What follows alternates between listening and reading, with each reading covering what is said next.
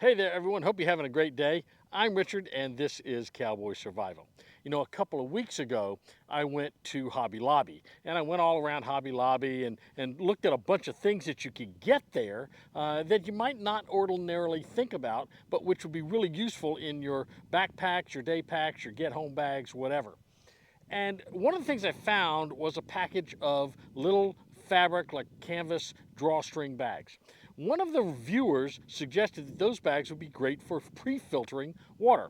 So this is what the bags look like. They're fairly small, but sometimes you don't need to filter a gallon of water. Sometimes you just need to filter a little bit. So what I thought we'd do today is to see how well this bag might actually work as a pre-filter for water.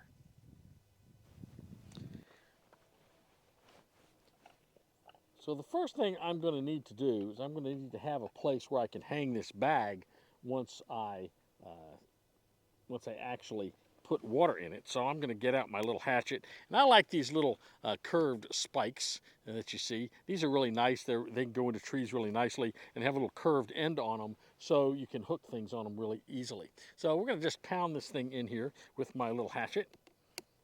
We can take it out later. This tree's about dead anyway, so I'm not real worried about this thing hurting it. Let's put in just a little bit more. Well,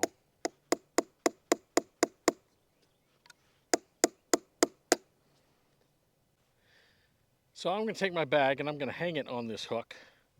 And it hangs at an angle, so the water should come out down here in this corner. What I'd like it to do, ideally, is come out in a steady stream. So I'm going to take this water, and we're going to pour this in here and see what happens with the water in this bag. Now, this bag is not real tightly woven, so it's pretty loosely woven fabric. As you can see, it comes out in a pretty steady stream, but it also comes out in other places. So most of it will come down through that corner, but it's also going to come out some other places. We're going to see if we can't fix that just a little bit.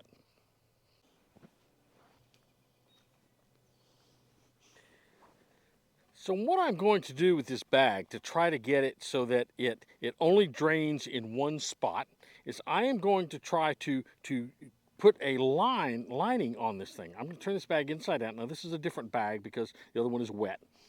I'm going to take this bag and turn it inside out. And next thing I'm going to do, I'm going to take some painter's tape and I'm going to mask off one corner of this thing. So I'm going to mask off this corner right here. And I'm going to flip it over and do the same thing on the back side.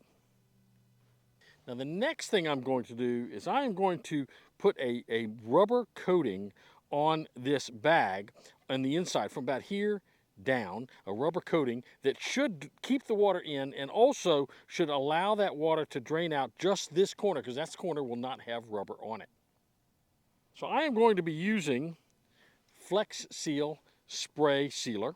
I've used this before. I used it on the handle of my Harbor Freight knife when I did it, but we're going to be using it to coat the inside of this bag. And I'm actually going to put some more tape because I only want this to go a certain area. I only want to cover a certain area of this. Let's take this tape. I'm going to put it here, and we're going to wrap it around.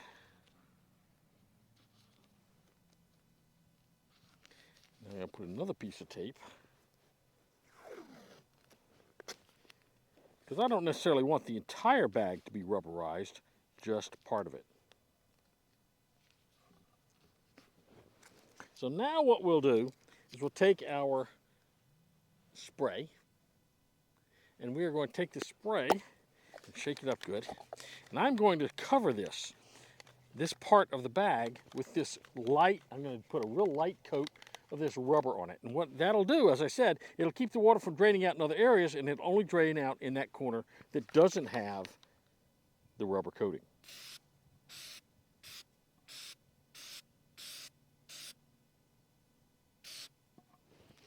I'm going to take this and flip it over.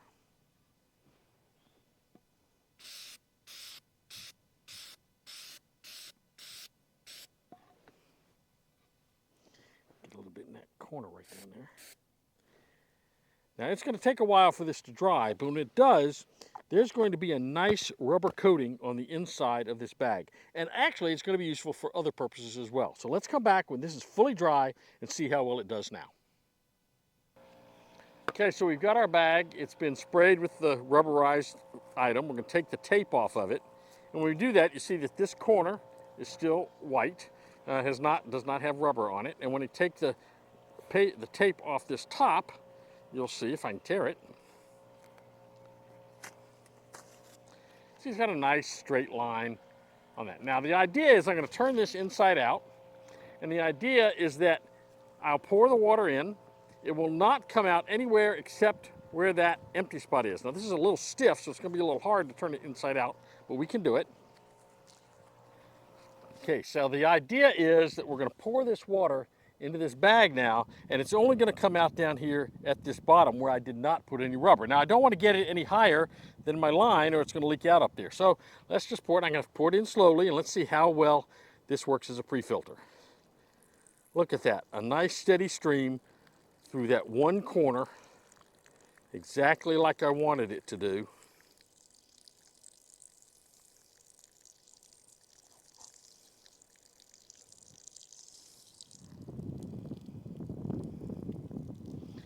And I think that's a win.